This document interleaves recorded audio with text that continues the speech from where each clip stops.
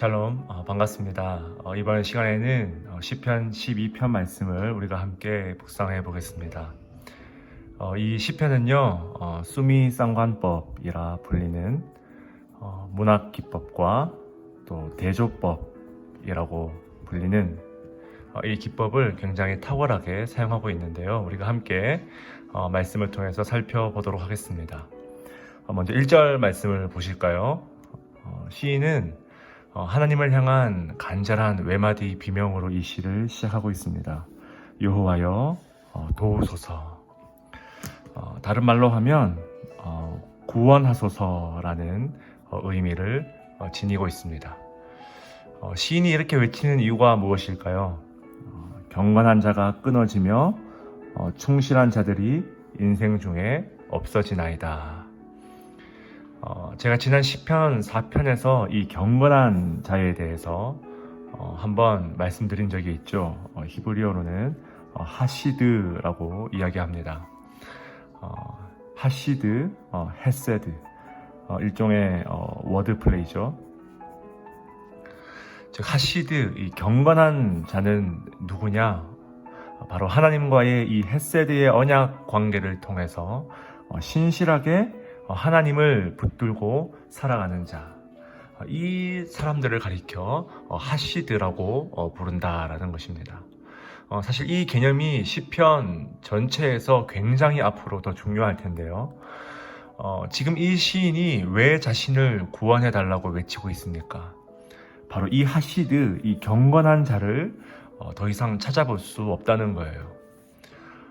여러분, 누구의 기도가 자연스럽게 떠오릅니까? 그렇죠. 엘리야의 기도가 떠오르죠. 열왕기상 19장에 보면 엘리야가 이렇게 고백합니다. 주여, 오직 나만 남았습니다. 하시드는 사라졌고 남아있는 경건하고 충실한 자는 인생 중에서 더 이상 찾아볼 수가 없다는 거예요.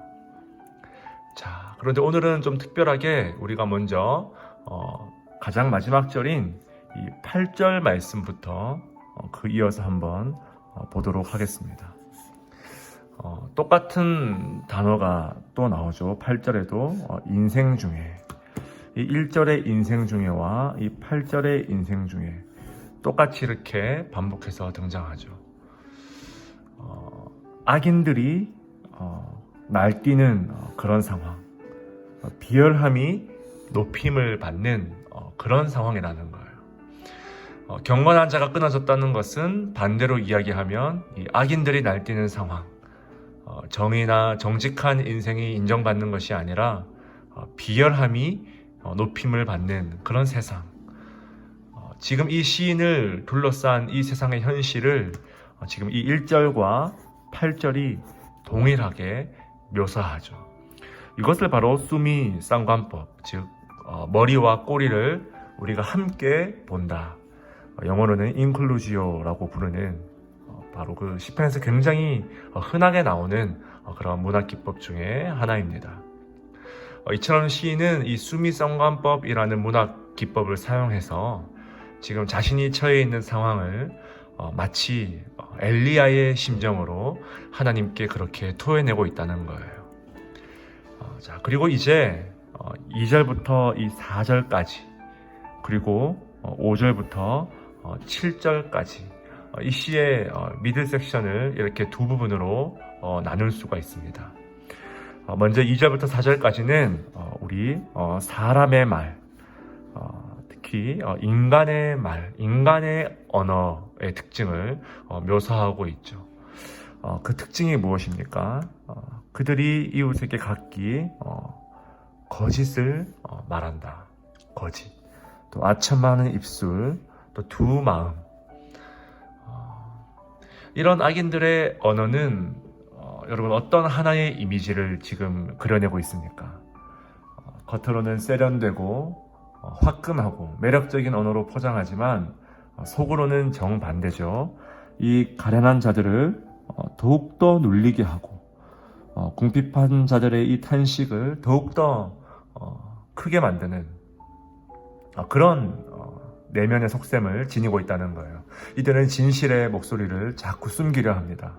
억울한 자들의 그 탄원은 외면하는 거죠. 그들의 교만함이 여러분 4절에 잘 드러나고 있지 않습니까? 우리의 혀가 이기리라. 우리를 주관할 자 누구리요? 이 말은 우리의 주인은 바로 우리의 혀다라는, 우리의 입술이다라는 거예요. 자연스럽게 아합과 이세벨의 어떤 그런 모습이 연상되지 않습니까? 반면에 이런 사람의 말이나 인간의 말과 완전히 지금 대조되는 것이 무엇입니까? 이 5절과 6절에 차례로 나오죠. 여호와의 말씀, 여호와의 말씀. 인간의 언어와 여호와의 말씀을 지금 적나라하게 대조하여 보여주고 있다는 거예요. 먼저 여호와의 말씀은 이 가련한 자들의 눌림, 이 악인들이 거짓으로 더욱더 궁지에 몰았던 이 가련한 자들의 눌림과 궁핍한 자들의 그 탄식을 일으키는 능력이 있다. 그렇게 선포하고 있습니다. 여호와의 말씀이 그들을 안전한 지대에 두리라. 여기서 안전한 지대라는 것의 정확한 의미는 구원의 영역이다라는 거예요. 구원의 영역. 즉 말씀이 그들을 구원으로 이끌 것이다 라는 뜻을 지니고 있습니다. 영원토록 변함없는 그 말씀이야말로 이들에게 참 구원을 선물해 준다는 것이죠. 7절 말씀에도 뭡니까? 여호와의 말씀은 인간의 말과는 달리 얼마나 순결하며 순수하며 또 얼마나 깨끗하며 정직한지, 또 얼마나 그것이 믿을만하며 참된 것인지를 잘 보여주죠. 흙 도가니에 7번 단련한 은과 같도다. 이게 무슨 말이냐면 불순물이 전혀 없다는 거예요. 불순물. 7번 단련한 은, 모든 불순물이 제거된 그런 상태라는 거죠. 여러분, 인간의 말에는 얼마나 불순물이 많이 들어있습니까? 곧이곧대로 들어서는 안 되는 말들이 얼마나 많이 있냐는 거예요. 그런데 이와 반대로 우리가 지금 이 형광펜을 들고 한 구절 한 구절, 한 단어 한 단어 이 말씀을 하나도 놓치지 않으려고 지금 애쓰는 이유가 무엇입니까? 불순물이 전혀 없다는 거예요. 버릴 것이 하나도 없는 완벽한, 완전한 것이 바로 이 하나님의 말씀이라는 사실입니다. 이것이 바로 우리가 말씀을 묵상하는 이유죠. 말씀대로 살려고 애쓰는 이유죠.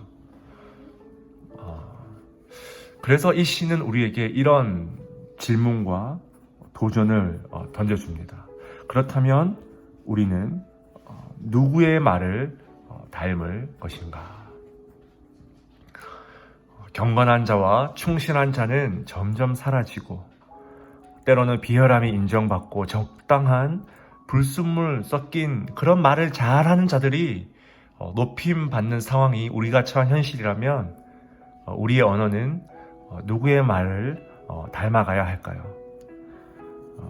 2절과 4절에서 볼 수 있는 인간의 말입니까? 아니면 5절, 6절에 이 여호와의 이 순수하고 순결한 하나님의 말씀입니까? 시편 12편을 통해서 저와 여러분의 입술이 이 세상의 아첨과 거짓을 나르는 도구가 아니라 하나님의 순전한 말씀을 담아내고 또 말씀을 전달하는 거룩한 통로가 될 수 있길 주의 이름으로 간절히 축복하며 기도합니다. 우리 함께 주신 말씀 기억하며 우리 함께 기도하는 시간 가지겠습니다.